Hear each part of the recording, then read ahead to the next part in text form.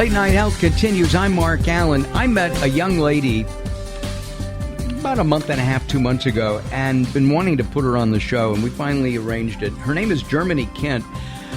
She's got more things going in her life, from kids, husband.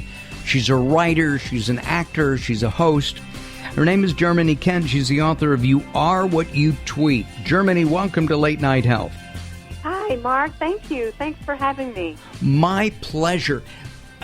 Your whole focus, if you will, is a 4-letter word. Hope. Does everybody have to have hope? I think so. Hope is not a single thing, and that's something that you have to realize. It's more on a sliding scale, and it ranges across the scale from just virtual certainty to utter desperation. It's the things that get you out of bed. It's having that direct correlation between what I want, where I am, where I'm going, and look at me in terms of my healing and my wholeness. It's what you do. It's the act that begins with courage. Hope is an everyday journey. What if somebody doesn't have hope? They need to get it. Because, listen, Mark, seriously, what we achieve inwardly will always change our outer reality. It's a lifestyle. It's your outlook, and your outlook becomes your reality. If you have hope, you're inspired. You feel as though you can do anything. It's what you think. It's what you feel. It's who you believe you are. Hope. Have only positive expectations. That's what I always tell people when they say, what's hope to you? Hope to me means have only positive expectations. Now, I know that you have a religious and spiritual background. Can somebody have hope without that? I think so. I think hope has to be your mission. It's not spirituality. It's not religion. It's who you are. It's a thought-provoking outlook. It's you saying to yourself, hey, this is the way that I want to be. I want to be better. I want to be a better person at what I'm trying to do. And the other thing that I always tell people that hope is, Mark, hope can also mean hold on, pain in. And you can walk yourself out of any situation if you have hope. If you can just see the light. If the curtains are a little bit down, you can see the top of the trees and the light coming out. And that's what hope gives. It inspires you. It allows you to start to think about things in a different light. But some people have given up. And they have. And they do. Yeah, they do. They're broken. Yeah, they're they broken. Do. That's a great way of putting it. They are broken. Mm-hmm. Is there... Mark, when I think about it, a lot of people associate hope with addiction and recovery, and something happened to their health, or they were in an accident.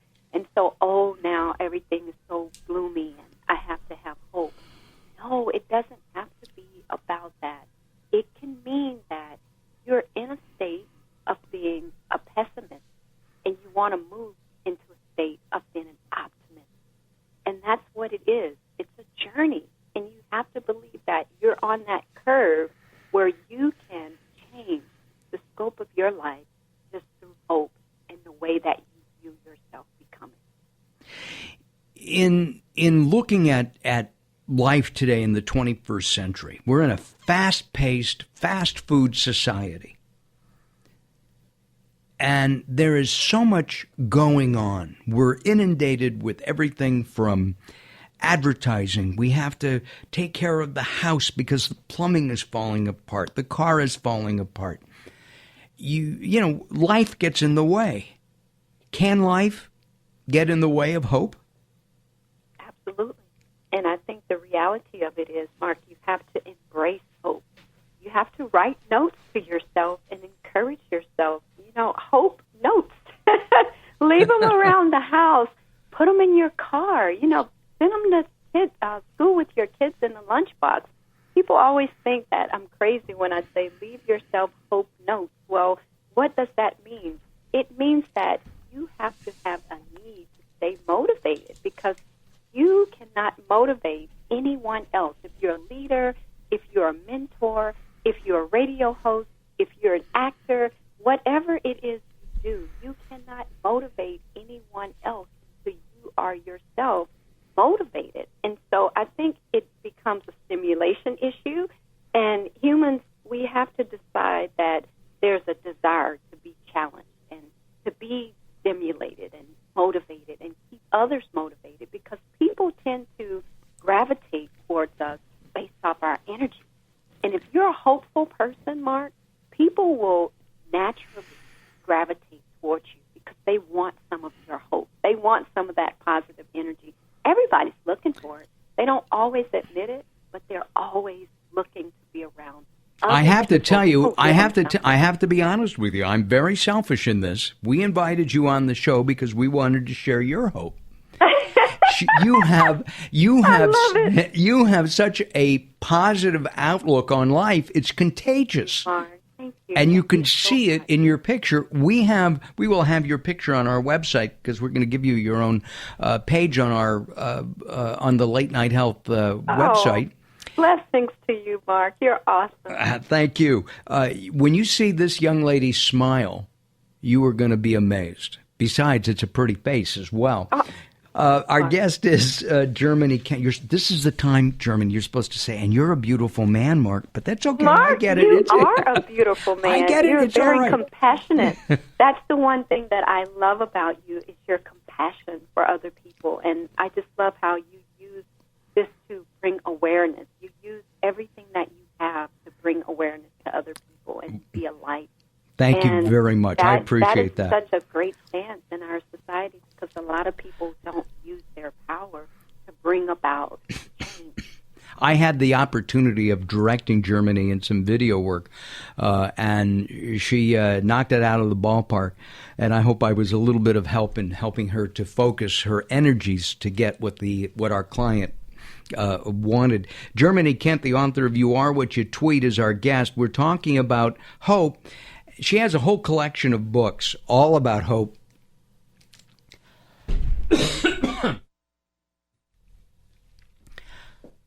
All about hope. And we're going to talk in just a minute about her current book, You Are What You Tweet, how Twitter can actually help improve your life.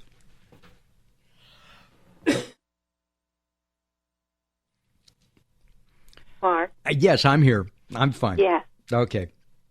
I want to say, before we go too far, to everyone who's listening, to identify what's holding you back. What is it that's keeping you down? And then rise above it. I think that's the biggest thing that people have to understand when they start to talk about, oh, I don't have hope. Well, why don't you? Why are you not hopeful? Life is beautiful. It's what you make of it. So determine today what it is that's holding you back, that's keeping you down, and then decide today, I want to change. I hope for a better future. How do you know that? Rise above it. But how do you know that? How do you know what's holding you back? I mean, you get a group of guys from college, all right? And I'm sure you've had this experience, okay? You were a marketing major, you have broadcasting background, and as you went on with your career and became very successful, one or two of the other people who you thought would be enormously successful are not. They're selling shoes, they're selling insurance, they're doing something just to exist, not necessarily what their life's passion was. Mm-hmm. And that's the key thing, what you just said. They are just existing. And if you are not thriving in your current space, you're just existing. And that leaves more people being hopeless than anything else because they're not happy in what they're doing. Part of being hopeful is a journey for personal excellence, Mark. And a big part of who you are and how you feel about yourself comes from your occupation, what you do. in your daily life. And if you don't love what you're doing, you're not loving life. Live to work hard, but also work towards your passion. Have something that makes you want to get up every day and be excited about life. Love what you do. Do what you love. You know, that's a loosely term that a lot of people, you'll hear that, you'll see it. But it's true. It greatly impacts your health. Because if you're not doing what you like, guess what? You are losing out. But, you know, how do you find that? I mean, what was your source for...